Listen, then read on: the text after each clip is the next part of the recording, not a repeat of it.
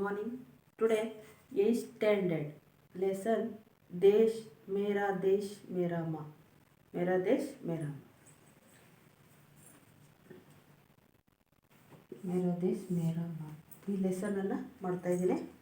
ಅಂತಂದರೆ ಜೈ ಜವಾನ್ ಜೈ ಕಿಸಾನ್ ಅಂತ ಒಂದು ಮಾತಿದೆ. ಅಲ್ಲಿ ಏನಪ್ಪ ಅಂತಂದರೆ ಈ ದೇಶವನ್ನು ರಕ್ಷಣೆ ಮಾಡೋದಕ್ಕೆ ಈ ಸೈನಿಕರು ತಮ್ಮ ಪ್ರಾಣವನ್ನು ಯಾವ ರೀತಿ ಬಲಿ ಕೊಡ್ತಾರೆ, ದೇಶ ಮೊದಲು ನಂತರ ಎಲ್ಲ ಎಂಬತಕ್ಕಂಥ ಒಂದು ಈ ಮೆಸೇಜು ಈ ಒಂದು ಪಾಠದಿಂದ ನಾವು ತಿಳಿಬೋದು. ರಾಷ್ಟ್ರೀಯ ಸೈನಿಕರ ದಿನಾಚರಣೆ 15 ಜನವರಿ 15ರಂದು ಮಾಡ್ತಾರೆ. ನೋಡ್ಕೊಳ್ಳಿ, ಮೇರಾ ದೇಶ್ ಮೇರಿ ಮಾँ ಅಂತಂದರೆ ಮೊದಲು ನನ್ನ ದೇಶ, ನಂತರ ನನ್ನ ಕುಟುಂಬ ಮನೆ ಅಂತೇಳಿ ಇದರ ಅರ್ಥ. ಮೇರಾ ದೇಶ್ ಮೇರಾ ಮಾँ. सन 1965 1965 की एक शाम हर तरफ शांति का वातावरण था ಅಂತಂದರೆ 1965ನೇ ಇಸ್ವಿಯಲ್ಲಿ ನಡೆದಂಥ ಘಟನೆ ಇದು. 1965 ಒಂದು ಸಂಜೆ, ಶಾಮ್ ಅಂದರೆ ಸಂಜೆ,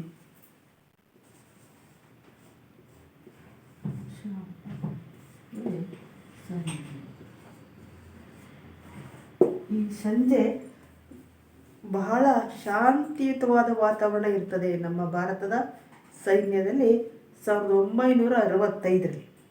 ಕಿಸಿ ತರಹಕಿ ಕೋಯಿ ಅಶಾಂಕ ನಹೀತಿ, ಎಲ್ಲೂ ಕೂಡ ಅಶಾಂತಿ ಇರಲ್ಲ, ಎಲ್ಲ ಶಾಂತವಾದಂಥ ಒಂದು ವಾತಾವರಣ ಆ ಒಂದು ಸೈನಿಕ ಇದರಲ್ಲಿ ಇರುತ್ತೆ. ತಬಿ ದುಶ್ಮನ್ನೇ ಭಾರತ್ ಪರ್ ಆಕ್ರಮಣ ಕರ್ ದಿಯಾ. ದುಶ್ಮನ್ ಅಂದರೆ ಶತ್ರು.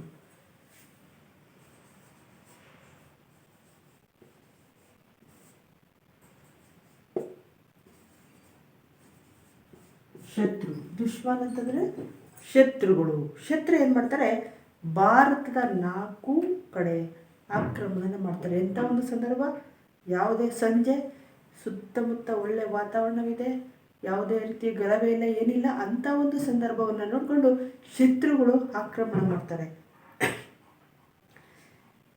ಅಚಾನಕ್ ಹೋನೆ ಇಸ್ ಹಮಲೆನೆ ಭಾರತೀಯ ಸೇನಾಕೋ ಚೌಕಾ ದಿಯಾ ಅಂತಂದರೆ ಅಚಾನಕ್. ಅಚಾನಕ್ ಅಂತಂದರೆ ಆಕಸ್ಮಿಕವಾಗಿ.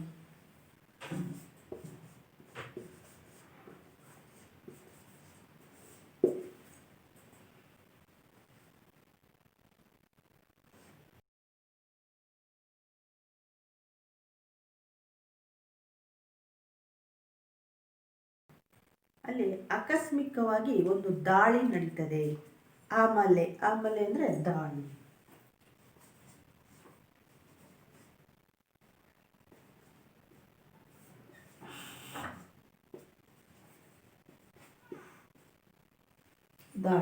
ದಾಳಿ ಆಮೇಲೆ ಅಂತಂದರೆ ಅಚಾನಕ್ ಹುಯೆ ಇಸ್ ಹಮ್ಲೆನೆ ಭಾರತೀಯ ಸೇನಾಕೋ ಚೌಕಾ ದಿಯಾ ಅಂತಂದರೆ ಭಾರತೀಯ ಸೇನಾದ ಮೇಲೆ ಆಕಸ್ಮಿಕವಾಗಿ ಒಂದು ದಾಳಿ ನಡೀತದೆ. ಚಿಟ್ಟಿಯೋ ಬಿತಾನೆ ಅಪ್ನೆ ಘರ್ ಗಯೆ ಸೈನಿಕೋಂ ಕೋ ತುರಂತ್ ವಾಪಸ್ ಆನೆ ಕೆ ಆದೇಶ ಬೇಜ್ ಗಯೆ. ಅಂದರೆ ಅವತ್ತೆಲ್ಲ ಏನಾಗಿದ್ದಾರೆ ಅಂದರೆ ಕೆಲವು ಒಂದು ಸೈನಿಕರು ಏನಾಗಿದ್ದಾರೆ, ರಜಾ ಹಾಕ್ಬಿಟ್ಟು ಮನೆಗೆ ಹೊರಟಿದ್ದಾರೆ. ರಜಾದ ಸಂದರ್ಭದಲ್ಲಿ ಅಂಥ ಒಂದು ಸಂದರ್ಭವನ್ನು ನೋಡಿಕೊಂಡು ಈ ಸೈನಿಕರು ಏನು ಮಾಡಿದ್ದಾರೆ, ದಾಳಿ ಮಾಡಿದ್ದಾರೆ. ಚುಟ್ಟಿ ಅಂತಂದರೆ ರಜಾವನ್ನು ಹೆಚ್ಚಿಗೆ ಜನ ಸೈನಿಕರು ರಜಾ ಹಾಕ್ಬಿಟ್ಟು ಮನೆಗೆ ಹೋಗಿದ್ದಾರೆ. ಅಂಥ ಒಂದು ಸಂದರ್ಭವನ್ನು ಇವ್ರು ಏನು ಮಾಡಿದ್ದಾರೆ, ಸೈನಿಕರು, ಶತ್ರುಗಳ ಸೈನಿಕರು ಇದನ್ನು ಏನು ಮಾಡಿದ್ದಾರೆ, ಮಿಸ್ಯೂಸ್ ಮಾಡ್ಕೊಂಡಿದ್ದಾರೆ. ತುರಂತು ಅಂದರೆ ಬೇಗ.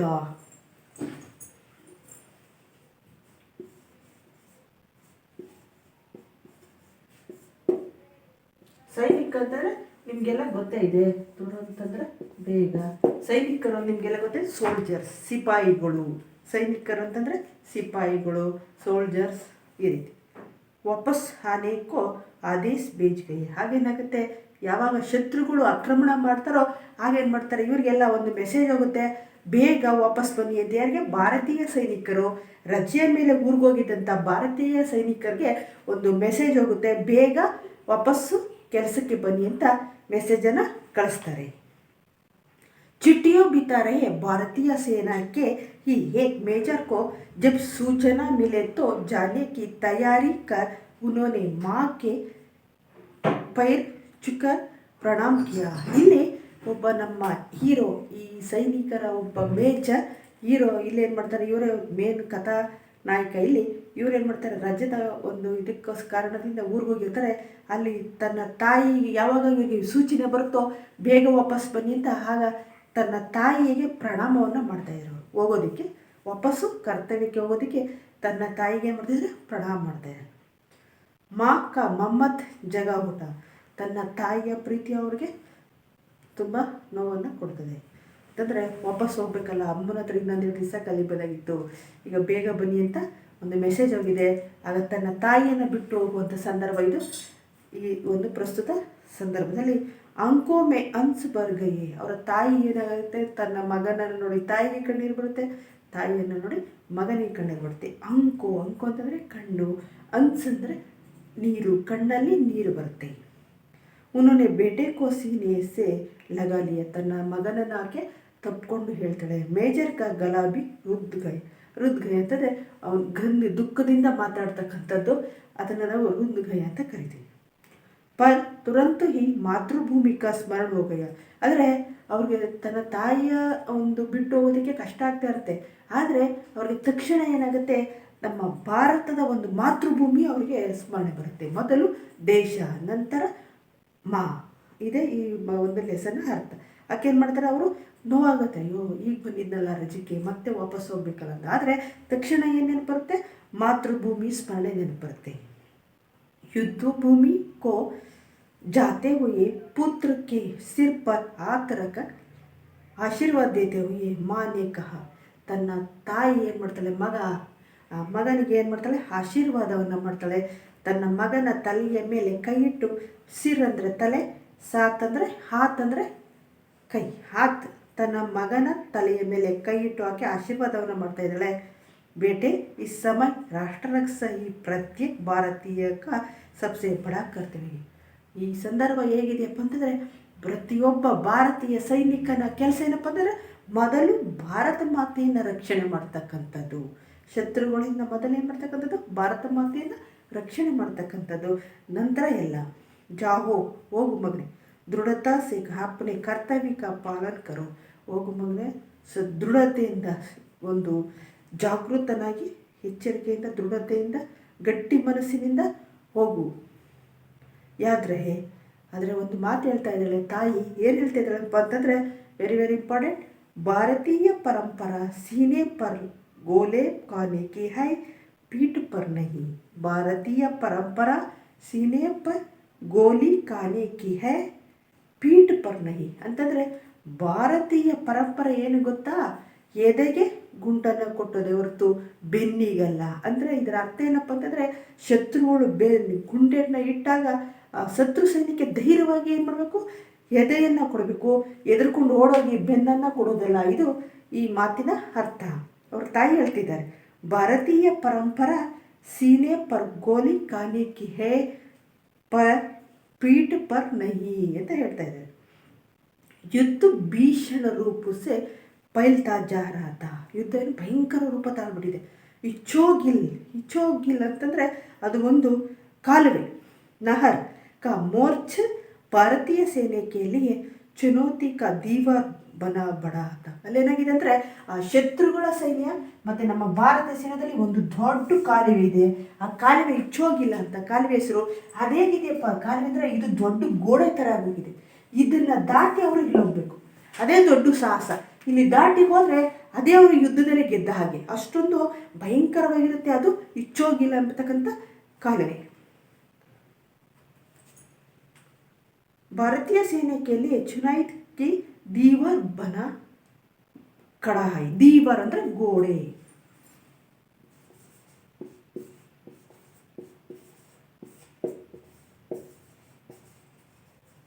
ಅದೇಗಿರ್ತಪ್ಪ ಅಂತಂದರೆ, ಇಚ್ಚೋಗಿಲ್ಲ ಬರ್ತಕ್ಕಂಥ ಕಾಲುವೆ ಹೇಗಿರ್ತಪ್ಪ ಅಂತಂದರೆ, ದೊಡ್ಡ ಗೋಡೆ ಥರನೇ ಇರುತ್ತದು. ಅದನ್ನು ದಾಟಿ ಹೋಗಬೇಕಾಗತ್ತೆ. ಆ ದಾಟಿ ಹೋಗೋದು ಇವ್ರಿಗೊಂದು ಸಾಹಸ. ಅಲ್ಲಿ ದಾಟಿ ಹೋದ್ರೆ ಇವರು ಯುದ್ಧದಲ್ಲಿ ಗೆದ್ದ ಹಾಗೇನೆ ಆಗಿರುತ್ತೆ. ಪ್ರಶ್ನ ಉಠ, ಈಸ್ ಹಬೆ ಕೆ ದೀವಾರ್ ಕೋ ತೋಡ್ನೆ ಕಿ ಜಿಮ್ಮೆದಾರಿ ಕೌನ್ ನಿಭಾಯೇಗಾ. ಏನಪ್ಪ ಅಂದರೆ ಸೈನಿಕರಲ್ಲಿ ಒಂದು ಪ್ರಶ್ನೆ ಹೊಡುತ್ತೆ, ಈ ಒಂದು ದೊಡ್ಡ ಗೋಡೆನ ಹೇಗಪ್ಪ ಭೇದಿಸೋದು ಅಂತ ನಮ್ಮಲ್ಲಿ ಸೈನಿಕ ಶೂರ ವೀರ ಯಾರಪ್ಪ ಇದ್ದಾರೆ ಅಂತೇಳಿ ಆ ಸೈನಿಕರಿಗೆಲ್ಲ ಒಂದು ಚಿಂತೆ ಮೂಡುತ್ತೆ, ಒಂದು ಮನಸ್ಸಲ್ಲಿ ಪ್ರಶ್ನೆ ಮೂಡುತ್ತೆ.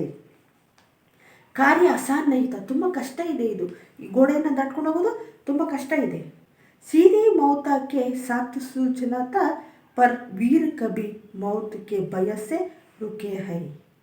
ಮರಣ ಅಂದರೆ ಇದನ್ನು ದಾಟಿ ಭಯ ಇರಬಾರ್ದು. ಮರಣ ಒಂದು ಯುದ್ಧಕ್ಕೆ ಬಂದಾಗ ಅವನು ಪ್ರಾಣ ಗೀಣಿ ಯಾವುದಕ್ಕೂ ಹೆದರಬಾರ್ದು, ಎಲ್ಲವನ್ನು ಅಷ್ಟೊಂದು ಇದಾಗಿರಬೇಕು, ಎಲ್ಲವನ್ನು ಬಿಟ್ಟು ನಿಂತಿರಬೇಕು. ಈ ಗೋಡೆ ಹೇಗಿದೆಯಪ್ಪ ಅಂತಂದರೆ ಅವರು ಇಲ್ಲೇ ಹೆಚ್ಚು ಕಡಿಮೆ ಆಗುವಂಥ ಸಂದರ್ಭ ಇದೆ. ಅಂಥ ಗೋಡೆಯನ್ನು ದಾಟಿ ಹೋಗೋದೇ ಅವರ ಒಂದು ದೊಡ್ಡ ಸಾಹಸ ಆಗಿರುತ್ತೆ. तुरंत एक वीर ने इसका दायित्व स्वीकार कर लिया है, गाँव से आए हुए वही ಮೇಜರ್ ತೆ. ಅಂದರೆ ಈ ಒಂದು ಗೋಡೆಯನ್ನು ಭೇದಿಸ್ತಕ್ಕಂಥ ಆ ಮೇಜರ್ ಒಬ್ಬರು ಹಳ್ಳಿಯಿಂದ ಬರ್ತಾರೆ, ಅವರೇ ಈ ಮೇಜರ್, ನಮ್ಮ ಕಥಾನಾಯಕ. ಈ ಪಾಠದ ಒಬ್ಬ ಹೀರೋ ಯಾರಪ್ಪ ಅಂತಂದರೆ ಆ ಗೋಡೆಯನ್ನು ಭೇದಿಸ್ತಕ್ಕಂಥವರೇ ಆ ಮೇಜರ್. मौत की परवाह किए बिना मेजर ने मोर्च संभाल लिया, ವೇ ಧೀರೆ ಧೀರೆ ಹಾಗೆ ಬಡ್ನೆ ಲಗಿ. ಅವ್ರೇನು ಮಾಡ್ತಾರೆ, ಅದನ್ನು ಗೋಡೆಯನ್ನು ಹೇಗೋ ಮಾಡಿ ಹತ್ತಿಸಿ ಅದನ್ನು ನಿಧಾನವಾಗಿ ಹತ್ತಿ ಇಳಿತಾರೆ. ದಿಲ್ ದಲ್ವಾಹನೆ ವಾಲೆ ಗೋಲಿಯೋं का शेर खाने के पर्द को पाड़ने की कोशिश कर रहा था. ಪ್ರಯತ್ನಪಟ್ಟು ಕಷ್ಟಪಟ್ಟು ಏನು ಮಾಡ್ತಾರೋ ಆ ಗೋಡೆಯನ್ನು ಹತ್ತಿ ಎಲ್ಲ ಸೈನಿಕರು ಹತ್ತಲಿಕ್ಕೆ ಸಹಾಯ ಮಾಡ್ತಾರೆ. ಮೇಜರ್ ಪರ್ ದೇಶಭಕ್ತಿ ಕಾ ಜೋಶ್ ಪೂರಿ ತರ ಛಾಯಾ ಹುआ था. ಆ ಮೇಜರರ ಒಂದು ದೇಶಭಕ್ತಿ ಇಲ್ಲಿ ನಾವು ಬಹಳ ರೋಮಾಂಚನವಾಗಿರುತ್ತೆ, ಗೌರವಾನ್ವಿತವಾಗಿರುತ್ತೆ. ನಾವು ಇವರನ್ನು ಸ್ಮರಿಸಬೇಕಾದ್ದು. ಇವರ ಒಂದು ತುಂಬ ಕಷ್ಟಪಟ್ಟು ಇವರು ಹತ್ತುತ್ತಾರೆ, ಆ ಹತ್ತಲಿಕ್ಕೆ ಬೇರೆ ಸೈನಿಕರು ಕೂಡ ಸಹಾಯ ಆಗುತ್ತೆ. मौके का इंतजार किया जाया, इतना समय भी नहीं था, इसलिए वे घड़ा ದಡ ದಡ ಗೋಲಿ ಬಾರ್ ಕರ್ತೇವೆ. ಇವರು ಹತ್ತಿ ಏನೋ ಮಾಡೋಷ್ಟರಲ್ಲಿ ಆ ಕಡೆಯಿಂದ ದಡ ದಡ ದಡ ಅಂತ ಗೋಲಿ ಬಾರ್ ಆಗುತ್ತೆ. ಆ ಕಡೆಯಿಂದ ಏನು ಮಾಡ್ತಾ ಇದ್ದಾರೆ ಶತ್ರುಗಳು, ಇವ್ರು ಯಾವಾಗ ಗೋಡೆ ಹತ್ತಿ ಎಲ್ಲರೂ ಹೋಗ್ತಾ ಇರ್ತಾರೆ ಅದನ್ನು ಗಮನಿಸಿದಂಥ ಶತ್ರುಗಳು ಏನು ಮಾಡ್ತಾರೆ, ದಡ ದಡ ದಡ ಅಂತ ಗೋಲಿ ಬಾರ್ ಮಾಡ್ತಾರೆ. ದುಶ್ಮನ್ಗೆ ಟೌಕೆ ಕೋ ಧ್ವಸ್ತ್ ಕರ್ತೆ ಹಾಗೆ ಬಡ್ ಇದೆ. ಆ ದುಶ್ಮನ್ ಶತ್ರುಗಳನ್ನು ಏನು ಮಾಡ್ತಾರೆ, ರಕ್ಷಿಸಲಿಕ್ಕೆ ಇವ್ರು ಏನು ಮಾಡ್ತಾರೆ, ಮತ್ತೆ ಇವರು ಕೂಡ ಸ್ಟಾರ್ಟ್ ಮಾಡ್ಕೋತಾರೆ. तभी दुश्मन की कई गोलियों का साथ सनसाहित हुई आई और मेजर के हाथ व पेड़ में घुस गई. मगर ಭಾರತೀಯ ಅಂದರೆ ಇವ್ರು ಹೇಗೆ ಆಯ್ತಂದರೆ, ಇವರು ಈ ಗೋಡೆ ದಾಟಿ ಇವ್ರು ಹೋಗ್ತಿದ್ದಂಗೆ ಶತ್ರುಗಳು ಏನು ಮಾಡ್ತಾರೆ, ದಡ ದಡನೆ ಗುಂಡನ್ನು ಹಾರಿಸ್ಬಿಡ್ತಾರೆ. ಇಲ್ಲಿ ಇವರು ಕೂಡ ಈ ಶತ್ರು ನಮ್ಮ ಭಾರತೀಯರು ಕೂಡ ಅವ್ರಿಗೆ ಹರಿಸ್ತಾರೆ, ಅವರು ಕೂಡ ಇವ್ರಿಗೆ ಹರಿಸ್ತಾರೆ. ಅಷ್ಟರಲ್ಲಿ ಜಾಸ್ತಿಯಾಗಿ ಏನಾಗೋಗುತ್ತೆ, ನಮ್ಮ ಮೇಜರ್, ಯಾಕಂದರೆ ಮೇಜರ್ ಫಸ್ಟ್ ಹೋಗ್ತಾ ಇರ್ತಾರೆ ಗೋಡೆಯನ್ನು ದಾಟಿ, ಇನ್ನು ಮಿಕ್ಕಿದವರೆಲ್ಲ ಇರ್ತಾರೆ. ಹಾಗೇನಾಗುತ್ತೆ, ಸಡನ್ನಾಗಿ ದಡ ದಡ ಅಂತ ಯಾವಾಗ ಗೋಲಿಯ ಸ್ಟಾರ್ಟ್ ಆಯಿತು, ಮೇಜರ್ಗೆ ಜಾಸ್ತಿ ಅಲ್ಲಿ ಗಾಯಗೊಳ್ತಾರೆ ಮೇಜರ್. ಭಾರತೀಯ ಪರಂಪರಾ ಸೀನೆ ಪರ್ ಗೋಲಿ ಖಾನೆ ಕಿ ಹೈ, ಪೀಠ ಪರ್ ನಹಿ. ಆಗ ಯಾವಾಗ ಶತ್ರುಗಳ ಒಂದು ಗೋಲಿಗಳು ಇವ್ರಿಗೆ ದಡದಡ ಅಂತ ಇವ್ರ ಮೇಲೆ ಬೀಳ್ತು ಮೇಜರ್ ಮೇಲೆ, ಆಗ ಅವ್ರಿಗೆ ನೆನಪರುತ್ತೆ ತನ್ನ ತಾಯಿ ಹೇಳಿದಂಥ ಒಂದು ವಾಕ್ಯ, ಭಾರತೀಯ ಪರಂಪರಾ ಸೀನೆ ಪರ್ ಗೋಲಿ ಖಾನೆ ಕಿ ಹೈ, ಪೀಠ ಪರ್ ನಹಿ. ಏನೋ ಭಾರತೀಯರ ಒಂದು ಪರಂಪರೆ ಏನು, ಎದೆಗೆ ಗುಂಡಿಡದೆ ಹೊರತು ಬೆನ್ನಿಗಲ್ಲ. ಬೆನ್ನಿಗಲ್ಲ ಅಂತಂದರೆ ಏನರ್ಥ ಗೊತ್ತಾ, ಎದುರ್ಕೊಂಡು ಓಡೋಗೋದು. ಎದುರ್ಕೊಂಡು ನಾವು ಭಾರತೀಯರು ಓಡೋಗೋದಲ್ಲ ಅಂತೇಳಿ ಅವರ ಮೇಜರ್ಗೆ ಅವರ ಅಮ್ಮ ಹೇಳಿದ ಮಾತು ನೆನಪಿಗೆ ಬರುತ್ತೆ. ತಕ್ಷಣ ಅವ್ರು ಗೋಡೆ ಹಾರಿ ಹೋಗ್ತಿದ್ದಂಗೆ ಶತ್ರು ಸೈನಿಕರು ವಿಪರೀತ ಇವರಿಗೆ ಗೋಲಿ ಆಗುತ್ತೆ. ಗೋಲಿ ಬಾರ್ ಅಂದರೆ ಗುಂಡಿನ ದಾಳಿ ಆಗುತ್ತೆ. ಮಾಕೆ ಈ ಶಬ್ದ ಪ್ರೇರಣಾ ದೇ ರೆಹೆ ಹೈ. ಅವ್ರ ತಾಯಿ ಹೇಳಿದಂಥ ಈ ಒಂದು ಪದ ಅವ್ರಿಗೆ ತಕ್ಷಣ ಅವ್ರ ತಲೆಗೆ ಬರುತ್ತೆ. ವೇ ಚೋಟಕ್ಕಿ ಪರ್ವಾಹಕಿಯೇ ಬಗೈರ್ ಹಾಗೆ ಪಡ್ತೆ ರಹೆ ಅವ್ರು ಗೋಲಿಯೋ ಹಾ ಕರ್ ಉನ್ಕೆ ಸೀನೆ ಮೇ ಘುಸ್ತಿ ಗಯಿ. ಅಂತಂದರೆ ಗೋಲಿ ಅಂತಂದರೆ ನಿಮ್ಗೆ ಗೊತ್ತು, ಗುಂಡುಗಳು. ಆ ಗುಂಡು ಏನು ಮಾಡುತ್ತೆ, ಅವರ ಎದೆಗೆ ಏನು ಸೀನೆ ಅಂತಂದರೆ ಎದೆಗೆ ಏನಾಗುತ್ತೆ, ಬಂದು ಎಲ್ಲ ಶೂಟ ತಗಳ್ಕೊಬಿಡುತ್ತೆ. स्थिति को समझते हुए उनको पीछे हटने का आदेश जारी किया गया, पर मेजर के कदम रुके नहीं. दुश्मन के सारे ढोंग को ध्वंस कर ವಿಜಯಶ್ರೀ ಕೋ ಗಲೆ ಲಗಾಕರ್ ಹೀ ಉನ್ನೋನೆ ದಮ್ ಲಿಯಾ. ಆದರೆ ಯುದ್ಧದಲ್ಲಿ ಏನಾಗುತ್ತೆ, ನಮ್ಮ ಭಾರತೀಯ ಸೈನಿಕರಿಗೆ ಜಯ ಆಗುತ್ತೆ. ಆದರೆ ನಮ್ಮ ಮೇಜರ್, ನಮ್ಮ ಹೀರೋ ಏನಾಗುತ್ತೆ, ಮೇಜರ್ಗೆ ಇಲ್ಲಿ ತುಂಬ ಗುಂಡುಗಳು ಬಿದ್ದು ಅವ್ರಿಗೆ ಏಟಾಗುತ್ತೆ. ಆದರೆ ಜಯ ಮಾತ್ರ ಭಾರತೀಯರಿಗೆ ಆಗುತ್ತೆ. तुरंत ही अमृतसर के सैनिकों अस्पताल में होने लाया ಅಂದರೆ ಈ ಮೇಜರ್ ಯಾವಾಗ ಎದೆಗೆ ಗುಂಡುಗಳು ಜಾಸ್ತಿ ಬಿದ್ದೋದೋ ತಕ್ಷಣ ಎಲ್ಲಿ ಕರ್ಕೊಂಡು ಹೋಗ್ತಾರೆ, ಅಮೃತಸರದ ಸೈನಿಕ ಹಾಸ್ಪಿಟಲ್ ಅಂತಂದರೆ ಸೈನಿಕರಿಗೆ ಸಪ್ರೇಟಾಗಿ ಹಾಸ್ಪಿಟ್ಲ್ ಇರುತ್ತೆ. ಅವ್ರಿಗೆ ಎಲ್ಲ ಫೆಸಿಲಿಟೀಸ್ ಇರುತ್ತೆ ಸೈನಿಕರಿಗೆ, ಪ್ರತಿಯೊಂದು ಕೂಡ ಒಂದು ಫೆಸಿಲಿಟೀಸ್ ಇರುತ್ತೆ. ಸೈನಿಕರಿಗೆ ಬೇರೆ ಸಪ್ರೇಟ್ ಹಾಸ್ಪಿಟ್ಲ್ ಇರುತ್ತೆ. ಎಲ್ಲ ಅಲ್ಲೇ ತಕ್ಷಣ ಏನು ಮಾಡ್ತಾರೆ, ಸೈನಿಕರ ಹಾಸ್ಪಿಟ್ಲಿಗೆ ಅವ್ರನ್ನ ಕರ್ಕೊಂಡು ಹೋಗ್ತಾರೆ. उन्हें लाया गया पर तब पूरा सीना गोलियों से चलने हो चुका था. ಅಂದರೆ ಏನಾಗಿದೆ, ತುಂಬ ಗುಂಡು ಅವ್ರಿಗೆ ಬಿದ್ದೋಗಿದೆ. ವೃಂದಗಲೇಸೆ ಅಧಿಕಾರಿಯವನ್ನೇ ಪೂಚ. ಈ ಒಂದು ಸ್ಥಿತಿಯನ್ನು ನೋಡಿದಂಥ ಒಬ್ಬ ಅಧಿಕಾರಿ ಕೇಳ್ತಾನೆ, ಸಾಮಾನ್ಯವಾಗಿ ಅವ್ರಿಗೆ ಬದುಕುವ ಕಂಡೀಷನ್ಸ್ ಕಡಿಮೆ ಇರುತ್ತೆ ಮೇಜರ್ಗೆ. ಹಾಗಾಗಿ ಇನ್ನೊಬ್ಬ ಅಧಿಕಾರಿ ಕೇಳ್ತಾನೆ, ಆಪ್ಕಿ ಕೋಯಿ ಅಂತಿಮ ಇಚ್ಛಾ ಹೈ, ಸರ್ ನಿಮ್ಗೇನಾದರೂ ಕೊನೆಯ ಆಸೆ ಇದೆ? ಗೊತ್ತಾಗುತ್ತೆ ಅವ್ರಿಗೆ ಕಂಡೀಷನ್ಸ್ ಎಲ್ಲ, ಇವರು ಬದುಕೋಗೋದಿಲ್ಲ ಅಂತ ಗೊತ್ತಾಗುತ್ತೆ. ಯಾವಾಗ ಯಾವುದೇಗೆಲ್ಲ ಗುಂಡು ಜಾಸ್ತಿ ಬಿದ್ದೋಗಿದೆ ಅವಾಗ ಅವ್ರು ಕೇಳ್ತಾರೆ, ಇನ್ನೊಬ್ಬ ಇವರ ಅಧಿಕಾರಿನೇ ಒಬ್ರು ಕೇಳ್ತಾರೆ, ಸರ್ ನಿಮ್ಗೆ ಏನಾದರೂ ಅಂತಿಮ ಇಚ್ಛೆ ಅಂದರೆ ನಿಮಗೆ ಕೊನೆಯ ಆಸೆ ಏನಾದರೂ ಇದೆಯಾ ಸರ್ ಅಂತ. ಎಂದರೆ ಪ್ರತಿಯೊಬ್ಬರಿಗೂ ಕೂಡ ಮರಣದಂಡನೆ ಶಿಕ್ಷೆ ಕೊಡುವಾಗಲೂ ಕೂಡ ರಾಷ್ಟ್ರಪತಿಗಳ ಒಂದು ಮರಣದಂಡನೆ ಕೊನೆಯ ಶಿಕ್ಷೆ ಕೊಡುವಾಗಲೂ ಕೂಡ ಹೇಗೆ ಕೇಳ್ತಾರೆ, ನಿಮ್ಗೇನಾದರೂ ಕೊನೆಯ ಆಸೆ ಇದೆಯಾ ಅಂತ. ಮರಣದಂಡನೆ ಶಿಕ್ಷೆ ಕೊಡ್ತಾರಲ್ಲ ಆವಾಗಲೂ ಕೂಡ ಅಂತಿಮ ಆಸೆನ ಪ್ರತಿಯೊಬ್ಬರಿಗೂ ಕೂಡ ಅದೊಂದು ಅವಕಾಶ ಇದೆ. ಇಲ್ಲೂ ಕೂಡ ಇವ್ರಿಗೆ ಏನಾಗ್ತಾ ಇದೆ ಅಂತಂದರೆ ಅಂತಿಮ ಆಸೆ, ಸರ್ ನಿಮ್ಗೇನಾದರೂ ಆಸೆ ಇದೆಯಾ, ನೀವು ಕೊನೆಗೆ ಏನಾದ್ರೂ ಆಸೆ ಇಟ್ಕೊಂಡಿದ್ದೀರಾ ಸರ್ ಅಂತ ಕೇಳಿ. ಗೋಲಿಯೋ सीने में कसक नहीं रही थी पर मेजर ने चेहरे पर मुस्कान लाते हुए कहा, हाँ है, ಹೌದು ಏನಾದರೂ ಇದೆಯಾ ಸರ್ ಅಂತ ಕೇಳಿದಾಗ ಅವ್ರು ಹೇಳ್ತಾರೆ, ತುಂಬ ಮಾತಾಡೋಕ್ಕೆ ಆಗ್ತಾಯಿಲ್ಲ, ತುಂಬ ಕಷ್ಟ ಆಗ್ತಾಯಿದೆ ಅಂದರೆ ಆದರೂ ಕೂಡ ಅವ್ರು ಹೇಳ್ತಾರೆ, ಹಾಂ ಇದೆ ಅಂತ ಹೇಳ್ತಾರೆ. ಮೇರಿ ಮಾ ತಕ್ ಸಂದೇಶ ಪಹುಂಚಾ ದೇನಾ ತುಮಾರೆ ಬೇಟೆ ನೆ ಗೋಲಿಯೋ ಸೀನೆ ಪರ್ ಹಿ ಕಾಯಿ ಹೈ ಪೀಠ ಪರ್ ನಹಿ. ನನ್ನ ತಾಯಿಗೆ ಹೇಳ್ಬಿಡಿ, ನಿಮ್ಮ ಮಗನಿಗೆ ಎದೆಗೆ ಗುಂಡು ಬಿದ್ದಿದೆಯೇ ಹೊರತು ಬೆನ್ನಿಗಲ್ಲ. ಇದನ್ನು ನನ್ನ ತಾಯಿಗೆ ಸಂದೇಶವನ್ನು ಕಳಿಸಿ ಅಂತ ಮೇಜರ್ ತನ್ನ ದುಃಖ ಗಂದಿದ್ದ ಒಂದು ನೋವಿನಿಂದಲೇ ಕೂಡ ಅವರು ಹೇಳ್ಕೊತಾರೆ. ಜಾನ್ತೆ high Ek Bahadur Kaun the. ಹಾಗಾದರೆ ಈ ಮಹಾನ್ ಸಾಹಸಿ ಬುದ್ಧಿವಂತ, ಈ ಧೈರ್ಯವಂತ, ಈ ದೇಶ ಪ್ರೇಮಿ ಯಾರಪ್ಪ ಅಂತಂದರೆ ಈ ಭಾರತೀಯ ಸೇನೆಗೆ ಅಫ್ಸರ್ ಮೇಜರ್ ಆಸಾರಾಮ್ ತ್ಯಾಗಿ ಥೆ. ಹಾಗಾದರೆ ಈ ಮಹಾನ್ ವೀರ ಯಾರಪ್ಪ ಅಂತಂದರೆ ಅವ್ರ ಹೆಸರೇನು, ಆಶಾರಾಮ್ ತ್ಯಾಗಿ. ಆ ಮೇಜರ್ ಹೆಸರು आशाराम त्यागी, जिन्होंने माँ के वचनों का पालन करते हुए अपने मातृभूमि की रक्षा के लिए प्राणों की बच्ची लगा दी. ತನ್ನ ತಾಯಿಯ ಒಂದು ಮಾತನ್ನು ಪಾಲನೆ ಮಾಡೋದಕ್ಕೋಸ್ಕರ ಅವರು ಮಾತೃಭೂಮಿಯ ರಕ್ಷಣೆಗೋಸ್ಕರ ತನ್ನ ಪ್ರಾಣವನ್ನೇ ಕೊಡ್ತಾರೆ. ದೀಪಕ್ ಮುझे गया और उसकी अमर ज्योति युग का देशभक्ति को राह दिखाती रही. ಅಂತಂದರೆ ಅವರು ಆ ಒಂದು ಮಹಾನ್ ಜ್ಯೋತಿ ನಮಗೆಲ್ಲ ಒಂದು ದೀಪವನ್ನು ಹಚ್ಚಿ ಒಂದು ಉತ್ತಮ ಅವರ ಒಂದು ಆದರ್ಶ ನಮ್ಮೆಲ್ಲರಿಗೂ ಸ್ಮರಣೀಯ. Thank you children's.